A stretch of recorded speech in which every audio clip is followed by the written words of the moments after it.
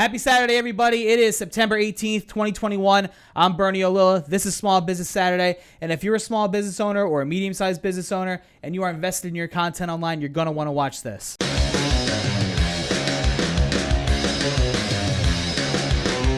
All right, I am joined today, as always, by Casey Quinn. What's up, everybody? And today we have a very special guest, the magnificent Anthony Big Daddy Kane, our director of SEO here at One SEO. Anthony, what's going on? Not much. Happy up, to be buddy? here. Yeah, thanks Welcome. for having me. Baltimore's finest is in the house. And today That's right. we are bringing everybody a pretty special edition, Casey, because we're talking about content. I know we usually veer on the case study side of things, but today we're going to talk about some key things that people need to know about, as they kind of strategize for content, which is why we brought Anthony in.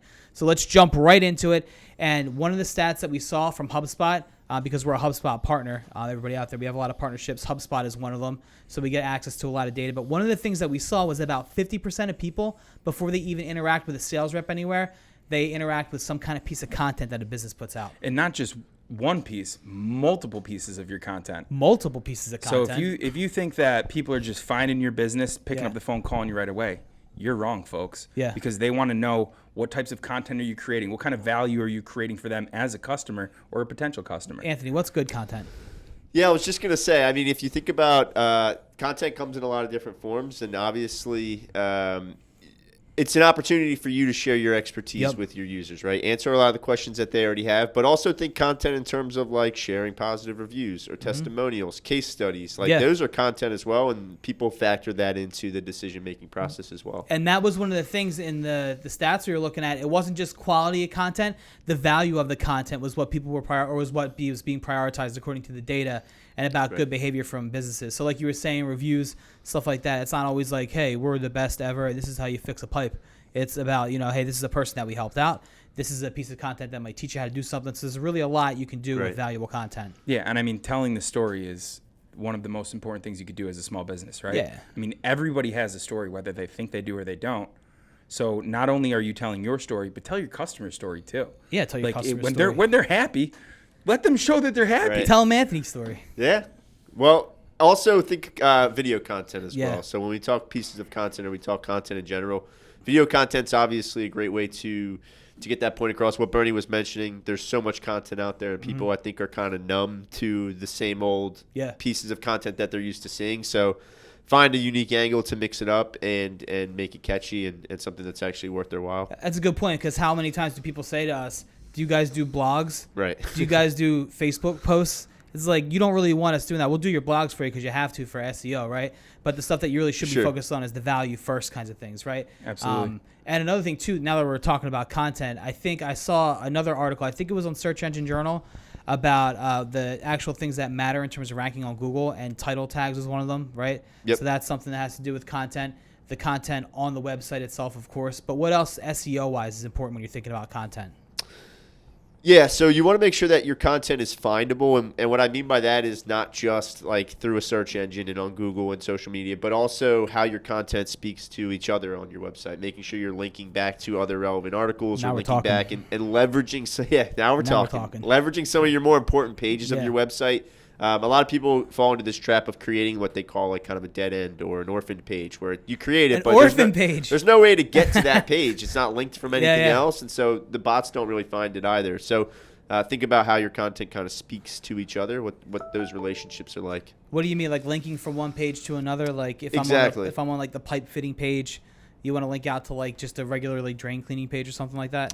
Yeah. Or say you wrote a great blog about like 5 ways to know that you need a new air conditioner, or what's the difference between how do I know if I need to get it repaired or replaced or whatever it might be. If you've got somebody that's looking at your AC repair page or other content like it, why not serve that content up that says, hey, are you not sure if you need to get your AC repaired? We wrote a great piece on what to look for. So just kind of leveraging some of the more powerful pages. And then you take that content that you wrote the blog for on your website or whatever, and then you create social posts around it.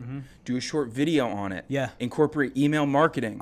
All this stuff. GMB posts. GMB posts. One great piece of content doesn't need to just live as one piece of content. You can split that up and distribute it across all these different platforms, all these different avenues. If you like this content and you're trying to grow your business, follow me at Lance Bachman and Lance Bachman Digital on Facebook. LFG, time to grow. Anthony, you and Chris also, Chris Sherler, our director of content, shout out to Chris.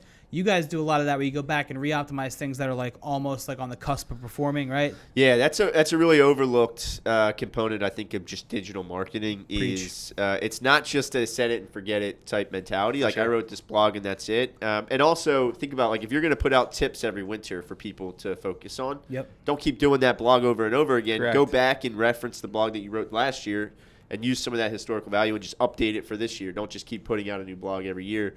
But yeah, absolutely. There's what we call fringe terms, which is like you're in position 12 or position 13. How can I get this to the first page? How can I kind of push it? Go back and revisit some of those blogs that you've written in the past. Yeah. Got to put a little extra relish on it. Put a That's little it. mustard Put on a the little hot English dog. on it. You know what I mean? Now we're really getting somewhere because we talked earlier, and sometimes this kind of stuff goes over people's heads, right? Where they're like, what is he talking about? Referencing stuff, orphan pages, all this stuff. But like you just said, talk about your blog from last year. Last year we said that, flooding was going to be a big deal. Guess what? It still is. You're going to need, an expert to come out after a storm comes or whatever it is. Yeah. Content's definitely very important. What else do we have for everybody today? So, I mean, personalized messaging seems to be a huge component of this HubSpot State of Marketing But what does report. that mean? It means when I'm trying to connect with you, Yeah. I need to connect with you. I'm not trying to cast this huge net. I want you to feel like you are my only customer in the world. Damn right, because I'll walk away from you. So when I'm sending you emails, I want a personalized email to you. I want to say not just, hey, everybody, or hi there. It's, hey, Bernie. Yeah. Like, I want to connect with you instantly. Yeah. Because if you see that I'm talking to you, you're more likely to continue reading my content or engaging with it. Mm-hmm. Yeah, so personalized marketing, I think, has been on the rise for a lot because of what you can do on your actual website nowadays too. But like a really, really simple fix that helps send a message, like Casey mentioned, is your call to actions. Like, instead of having on every single page, get a quote, get a quote, get a quote. If someone's on your AC repair page, maybe you change the call to action to get a repair quote. And then if they're on your indoor air quality page or any of those pages, get a free, air quality test or whatever it might be.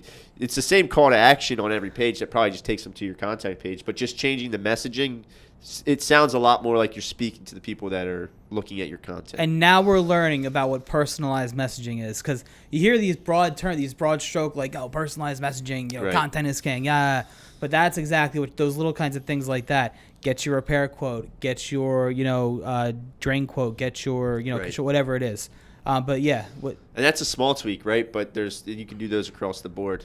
Think about some of the universal things you have on your website. How can you kind of position those to be more unique for whatever content people are looking at? And Bernie, another crazy stat that we were looking through and we found was when they were surveying these companies, 1,500 different companies, marketers, experts, the best of the best in the space in this report. What are your company's tactics for SEO? Optimized for Mobile came in at third. Yeah. So it's saying strategic keywords is obviously first and foremost for SEO. Sure. Localization, and then optimize for mobile, which we know. I mean, we know mobile's more important now than ever. Every single person's walking around with a supercomputer in their pocket. When's the last time you bought something on your laptop? You don't say, let me wait until I get home and search it on my desktop Hold computer. on. I'll get home and I'll open up the laptop after I had a long day. Right. You see something out, like someone's wearing a nice pair of shoes that you like. You're not just like, let me write that down until I get home. Yeah, I'll circle back to that one. Never happens. I mean, we obviously know. Surprised it's not a little bit higher.